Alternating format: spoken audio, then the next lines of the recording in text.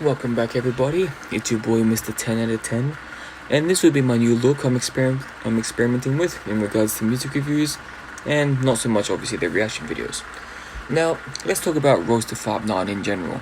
To me, although for the most part, he does get the universal claim that he does well deserve, I still feel like people don't want to give him the props when comparing to other hip-hop artists. Like, a while back, on some forum, I made this harshly unpopular opinion that Royce was better overall as a lyricist than MF Doom, and it's obviously sparked some controversy left, right, and center. And so I thought, what better platform to explain my point of view than YouTube? First, I'll start by saying this: I love MF Doom, I really do. He's one of my top 10 easy. In my opinion, as far as character, flow, and word manipulation goes, very few, if any, does it better than he can. I think maybe Eminem would be on his level, but that's even a really big maybe and a very big if. He's had so many classics from his debut album as the persona MF Doom, Operation Doomsday, lots of catchy flows, lots of funky production, and obviously his wordplay was stellar, to his rather unique take on food with a rap album called Food. Unique in its own right. And then obviously his most critically acclaimed work, Mad Villainy, produced by legendary producer Mad Lib under the alias Mad Villain. Then you have his dark, eerie classic, one of my, personal favorites of the lot, Vaudeville Villain, I think that's how you pronounce it, under yet another alias, Victor Vaughn. That really is a great album. Go check it out if you haven't already. My point is, the man's a certified legend, with nothing really to prove anymore. But as amazing as he is, I just feel lyrically, what Royce has been able to bring to the table has been better with his contributions to projects such as Bad Meets Evil EP with Eminem, to his amazing comeback album Layers in 2016.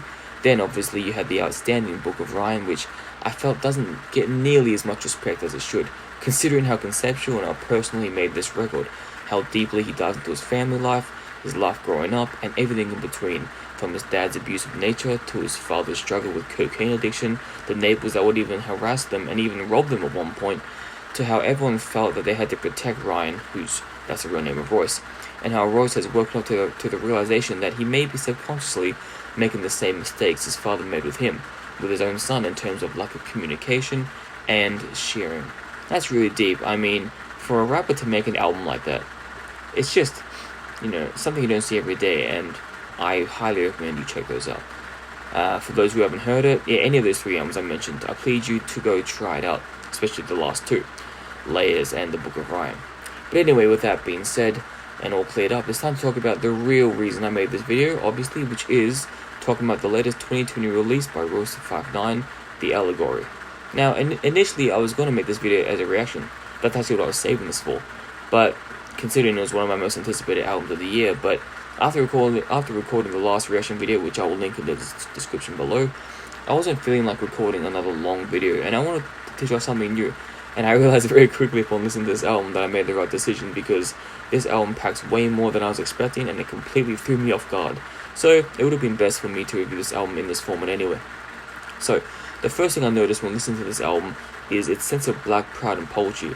It's as if it's found a way to combine the two in this interesting conceptual mix. Like, for example, the very opening skit is a conversation between a African American father and a young 6-year-old son, and it goes something along these lines. The father says, what is America built off of? The 6-year-old son says, violence and entrepreneurship. The father says, so if you had to tell another 6-year-old like yourself what to look out for, what would you tell him? He replies, they will kill you for the right price. The father says, are you a buyer or a seller? Son says, a seller. Father says, if I gave you $1 million right now, would you buy candy or a candy store? Replies, a candy store. The father says, what is the goal to be? The son says, independent. If you lost everything tonight, what do you have tomorrow? The son says, intellectual property. The father says, and what is intellectual property? The son says, they can take your possessions, but they can't take your mind. The father says, if I gave you something for 500 and you flip it to the next man for 2,000, what is that called? Son says, upselling.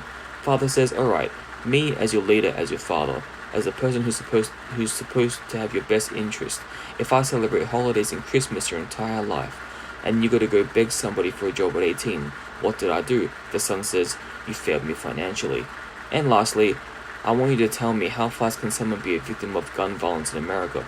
The son says, this fast, and a gunshot sound precedes that. If you guys just heard what I just said, that is ridiculous. What kind of intricacy was Royce on to make this skit alone? This is the very start of the album, literally. There may have been a few words before that, but this is literally the first skit, the opener to this album. It's mind-blowing, the effort and the brains of Royce to speak wisdom like this into the culture. And plus, this kind of skit also sets the tone for what will be the album, which will feature a handful more of these various conversation skits, one even including the history of the ice cream truck song, which apparently, and I was very shocked to find out, did have a racist origin. Yeah, so, I'm learning stuff even listening to this album, which is why it would have been better to not do a reaction on it. The very next track, Dope Man, sounds like it's been told from a perspective of a dope dealer, with Royce conveying this arrogant attitude, yet also at the same time, pointing out the racist nature of being a drug dealer in the 70s and 80s, with tons of braggadocious lines and also speaking about the acts of racism he notices around him. This also features Cedric Alexander on the interlude, which is pretty sweet, one of the kings of comedy, one of the ones associated with that, and it's always a good time to have him around. I always love hearing his voice. The same arrogant nature seems to be brought through the third track, I Don't Age, which sounds like a confirmation track by Royce himself, as if he's saying literally, as the title suggests, I don't age, and I could still fuck with the best, and the freshest today, with lines like, if I go Kendrick Lamar, the world's gonna watch the control change, you brothers always sleeping, I'd rather stay woke. They say you are what you eat, but I never ate goat. It's a funny kind of corny line, I know, but it's just funny, and, Kendrick too, but Royce the Proud Line actually does have a good point here. I think he could make it as the GOAT. I wouldn't put it past him.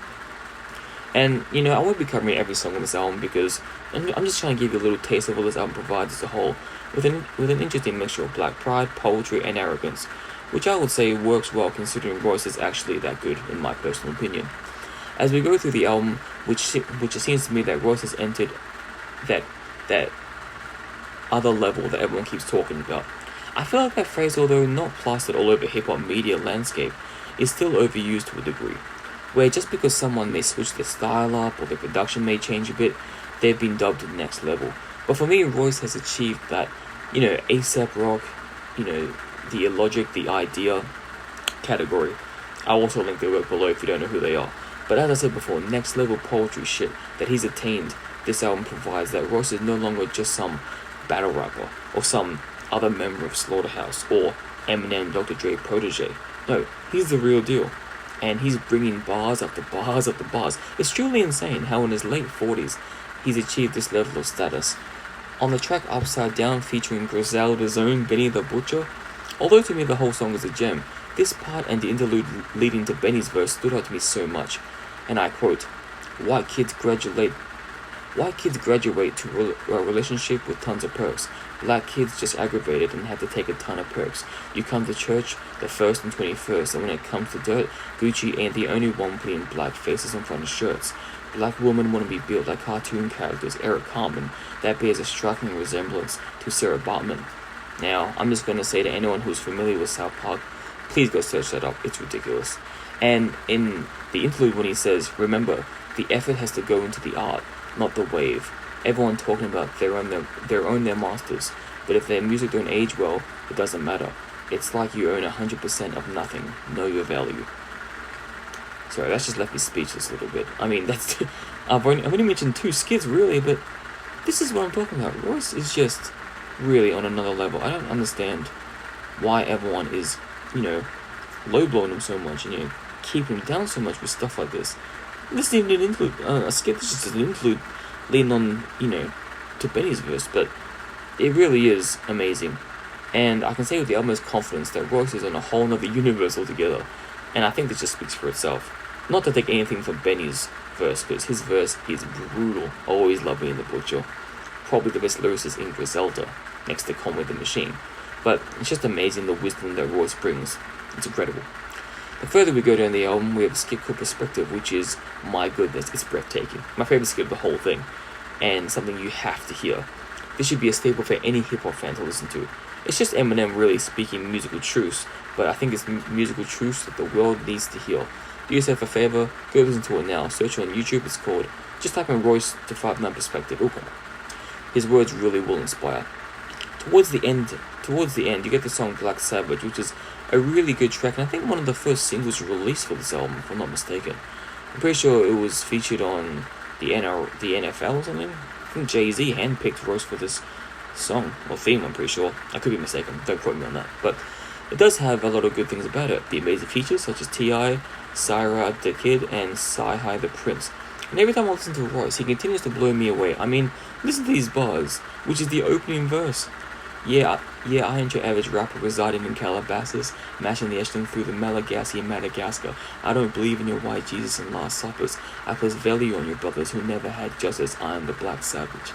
Like, how can anyone dispute this guy? The wordplay alone is unreal. The way he combines words together and makes them flow, just something literally out of this world. I know I must sound like a broken record saying this shit, but it really is true.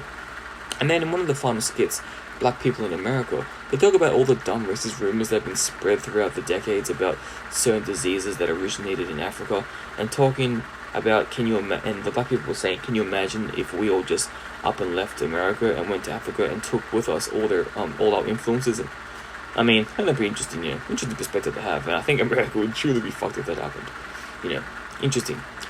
The song Young World is a song that features Vince Staples, commonly associated with Odd Future Wolfgang, Kill Them All, and rapper G Perico, someone I've only discovered really now. But they bring a nice balanced energy to the track. I like the funky instrumental. Their lyrics again focus on black rights and the struggles on the street. I really like Vince Staples' opening verse. I think it's pretty clever. He says, and I quote, God falls from his grace, banana clips, then crackers wished we'd evolved from the apes.